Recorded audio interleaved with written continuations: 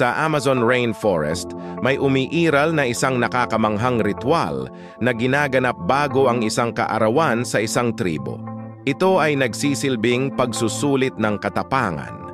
Ang mga binatang lalaki ay inilalagay ang kanilang kamay sa isang gloves na puno ng bullet ants.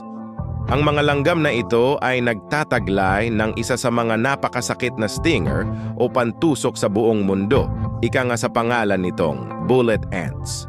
Labis na nakakalason ang mga langgam na ito at ang kagat nito ay maihahalin tulad sa isang bala. Minsan nga ay nanaisin na lang ng mga natusok ng langgam na ito na putulin ang kanilang kamay sa labis na hapdi. Kahit pagaano ito kasakit, ito ay ritual na dapat pagdaanan ng bawat 9 years old na bata sa kanilang tribo.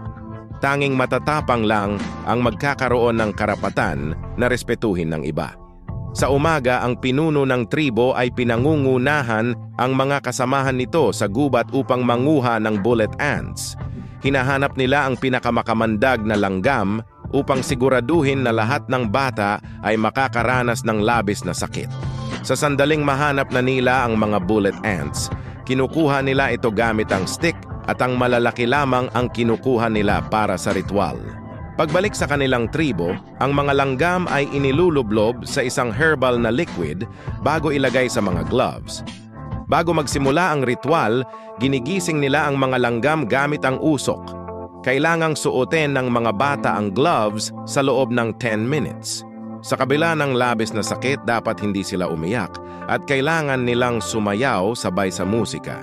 Sa sandaling umiyak ang bata o tanggalin nila ang gloves, ang ritual na ito ay babalewalain. Kailangan nilang ipasa ang ritual upang kilalanin bilang isang karapat-dapat para sa tribo. Ito ay kilala bilang pinakamasakit na pagsalubong sa isang kaarawan sa buong mundo. Bawat taon nakakatawag ito ng atensyon sa maraming turista at vlogger para makita ito. Ikaw, kaya ba ng tapang mong subukan ito?